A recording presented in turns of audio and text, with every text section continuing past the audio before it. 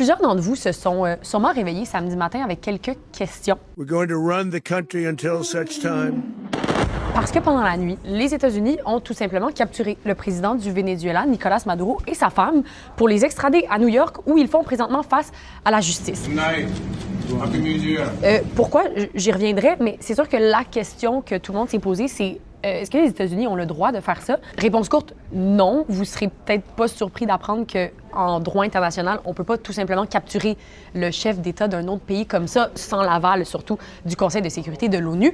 Mais ce n'est rien pour arrêter M. Donald Trump, qui a justifié son imposante opération militaire en disant que Maduro est à la tête d'un gouvernement illégitime et corrompu et qu'il aurait comploté pour favoriser le trafic de drogue. Là, en ce moment, Nicolás Maduro et sa femme sont détenus à New York et ils ont plaidé non coupables à 4 chefs d'accusation liés au narcoterrorisme. Maduro nie toute implication avec le trafic de drogue. Ce qui est intéressant, c'est que ce que les données nous montrent, c'est que le Venezuela représente seulement une petite partie du trafic de drogue qui se rend vers les États-Unis. Donc on pourrait se demander, mais pourquoi Donald Trump a voulu s'en prendre à Maduro, qui était d'ailleurs au pouvoir depuis 2013? Bon, déjà, on sait que le Venezuela est allié de la Chine et de la Russie et que Maduro a des positions ouvertement anti-américaines. Mais il y a aussi le fait que le Venezuela dispose des plus grandes réserves de pétrole au monde. Et Donald Trump s'en cache pas, il veut envoyer des compagnies pétrolières américaines exploiter le pétrole vénézuélien. We're not spending money. The oil companies are going to go in. They're going to spend money.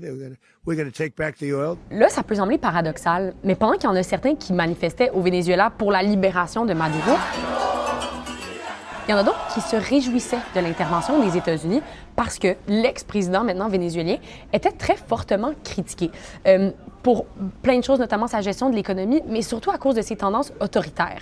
Les résultats de l'élection de 2024 ont été très fortement critiqués par la communauté internationale. Maduro a mis certains de ses opposants en prison, il en a forcé d'autres à s'exiler, puis il a réprimé très fortement certaines manifestations. D'ailleurs, vous vous souvenez peut-être que la lauréate du prix Nobel de la paix de l'an dernier, de 2025, c'est Maria Corina Machado, qui est une des opposantes principales au régime de Nicolás Maduro. Certains pensaient que ce serait elle qui serait la nouvelle présidente du pays. Finalement, Donald Trump semble avoir d'autres plans. Il dit que les États-Unis seront en charge du Venezuela jusqu'à nouvel ordre.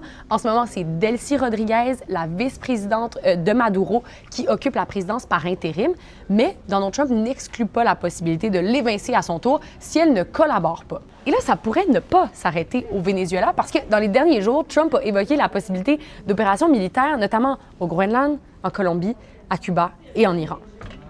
Au moins, il n'a pas parlé du Canada. Pour l'instant.